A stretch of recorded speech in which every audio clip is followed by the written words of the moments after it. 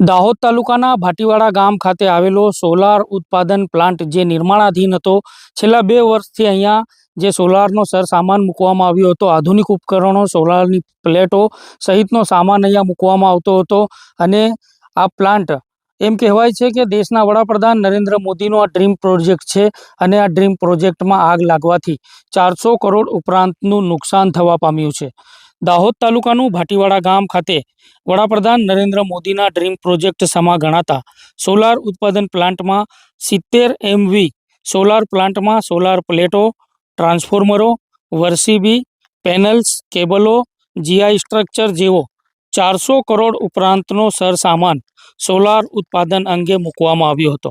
આ પ્લાન્ટ નિર્માણાધીન હતો અને ગામના લોકો વચ્ચે જમીન વિવાદ પણ ચાલતો હતો. જ્યારે સોમવારની રાત્રિના 8 વાગ્યે નિર્માણાધીન સોલાર ઉત્પાદન પ્લાન્ટમાં પાછળના ભાગે આગ લાગવાની ઘટના બનતા પ્લાન્ટ ઉપર હાજર શ્રમિકોના નાસભાગના દ્રશ્યો સર્જાયા હતા.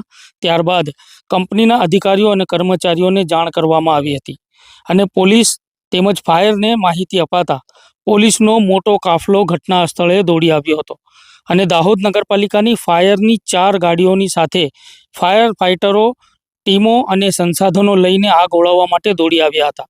પરંતુ દાહોદ નગરપાલિકા પાસે 4 પાણીના બંબા હોવાથી નિર્માણાધીન સોલાર ઉત્પાદન પ્લાન્ટમાં લાગેલી આગ ઉપર કાબૂ મેળવાય તેમ ન હોવાથી ઝાલોદ, સંતરામપુર, દેવગઢ બારિયા અને પંચમહાલના ફાયર ફાઇટરો અને બંબા મંગાવવાની ફરજ પડી હતી.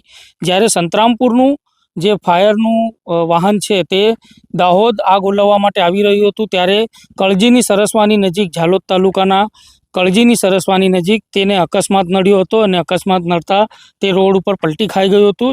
જોકે તેમાં કોઈ જાનહાનિના સમાચાર નથી, પરંતુ એ દાહોદ આગ ઓલવવા માટે આવી રહ્યું હતું જે પ્લાન્ટમાં આગ લાગી હતી ત્યાં, અને કળજીની સરસવાની નજીક તેને અકસ્માત નડતા તે બંબો ત્યાં જ રોકાઈ ગયો હતો. એક બાજુ હવાનું જોર વધારે હોવાથી પ્લાન્ટમાં મૂકેલી આધુનિક ચીજ વસ્તુઓ બળીને રાખ થવા પામી હતી. હાલના દ્રશ્યોમાં જોઈએ તો આજે આગ લાગવાનો બીજો દિવસ છે. આગ ઉપર કાબૂ મેળવાઈ ગયો છે. ફાયરના જવાનોએ 12 થી 13 કલાક સુધી રાત્રિના સમયે આગ ઉપર કાબૂ મેળવવામાં સફળતા મેળવી હતી.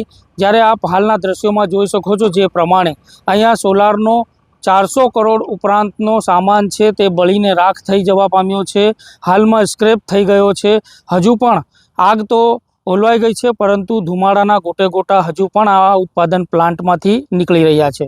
જ્યારે પોલીસનો મોટો કાફલો હજુ પણ આ ઘટના સ્થળે ખડકી દેવામાં આવ્યો છે. સાથે જ ફાયરના જે બંબા છે તે અને ફાયરની ટીમોને પણ અહીંયા હાજર રાખવામાં આવી છે. ફાયરના હજુ કેટલાક બંબાઓ હજુ પણ જે ધુમાડો નીકળી રહ્યો છે, જ્યાં અલગ અલગ જગ્યાઓ પર આગ લાગેલી છે તેમાં પાણીનો મારો ચલાવી અને આગને કાબૂમાં લેવાના પ્રયાસ કરી રહ્યા છે.